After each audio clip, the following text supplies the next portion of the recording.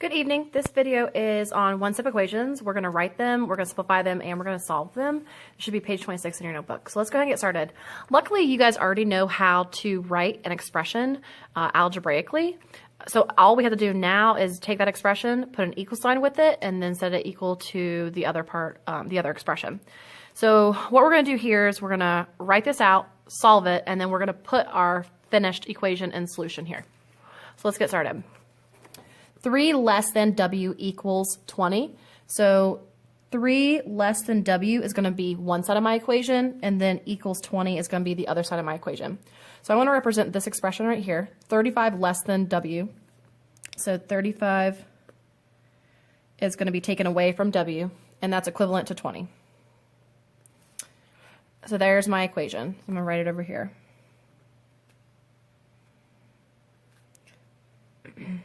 So something take away 35 is 20. We know we could do that in our head and say, oh, it's 55. But we want to show it algebraically. So what's the opposite of subtraction? Addition.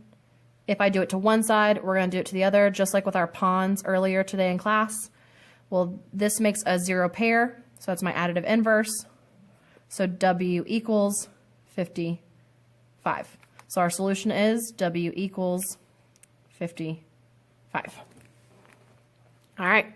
Next, W divided by 7 is 3. When you hear the word is, it represents equivalency. So right here, this is our left side, and there's our right side. So W divided by 7 could be represented as this.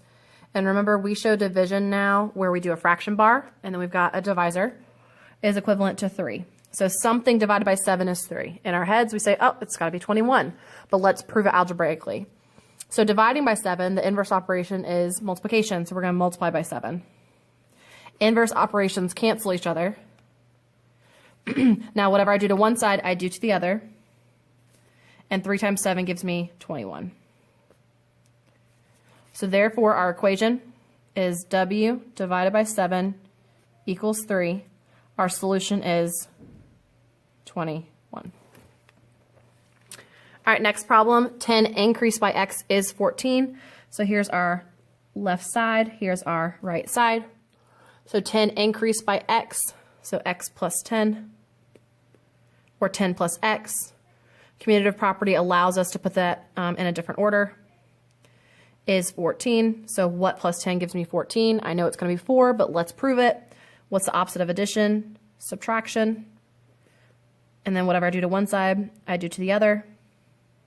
So x is equal to 4. Sorry. X is equal to 4. And we know that we're done because if I put here, you know what? I forgot to. Let's do this. Let's check. So 4 plus 10 equals 14. 14 equals 14. Check. Let's go back here and check it. Should have done this in the first place. 21 divided by 7 equals 3. Well, 21 divided by 7 is 3, and 3 does equal 3. And then let's go back up here and let's check it. So this is 55, subtract 35 equals 20. 20 equals 20. And I know this seems really like a waste of time, but guys, I'm getting you guys into the really good habit of solving equations properly so that when we get into larger equations, we've got 2-step, we've got 3-step, we've got distributive property, we've got fractions and decimals, we need to know our steps. So I'm showing you the baby steps now so that later on you can do a really good job. So let's go here. So our equation is x plus 10 equals 14 when x is 4. All right. You're gonna do 4 and 5 on your own. Let's jump down to 6 because it seems like there's a lot going on here. So the product of 9 and W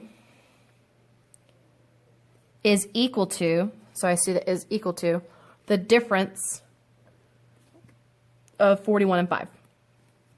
So this is where the equation is splitting right here in the middle, okay? So the product of 9 and W, so 9W, is equal to the difference of 41 and 5. So 41 take away 5.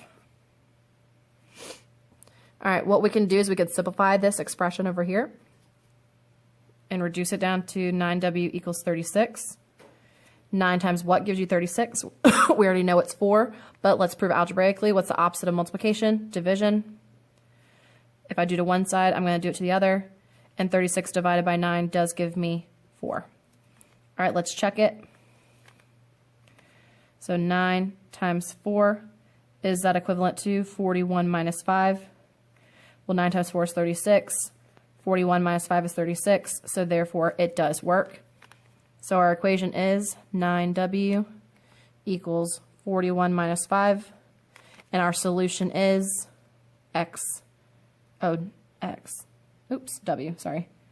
w equals 4. I wrote, sorry, w. Okay. All right, and then you guys do number 7. Let's open up on the inside. This is quite a lot to do, so let's do 12. Let's do 14 on this side. And then let's jump over here.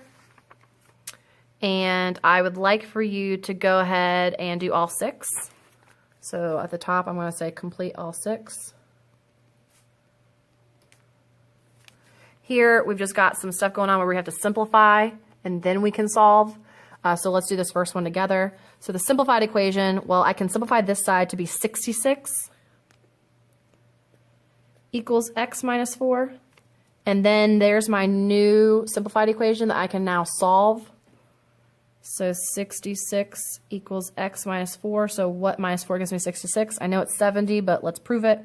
What's the opposite of subtraction? Addition. And then 66 plus 4 is 70. So x equals 70. We're going to check it over here. We're going to use our original equation. So 3 times 22 is the same as 70 minus 4. Well, 3 times 22 is 66. 74 minus 4 is 66. And 66 does equal 66. So therefore, our variable x has to be equivalent to 70. All right, let's do this next one. Again, you want to simplify it. So look at this expression on the left side. 2k plus 3k is 5k. Look at the right side of the equation. So look at that expression. 2 plus 23 is 25. That's a lot easier to work with. 5 times what gives me 25? We know it's 5, but let's prove it. What's the inverse operation of multiplication? Division. And we do one side, we also do it to the other, and that gives us 5. And now we're going to check our work, but we're going to start at the very beginning because maybe we made the mistake by not combining it correctly. So let's do 2 times 5 plus 3 times 5 equals 2 plus 23. All right, 2 times 5 is 10. 3 times 5 is 15. 2 plus 23 is 25. And 10 and 15 make 25. So 25 does equal 25.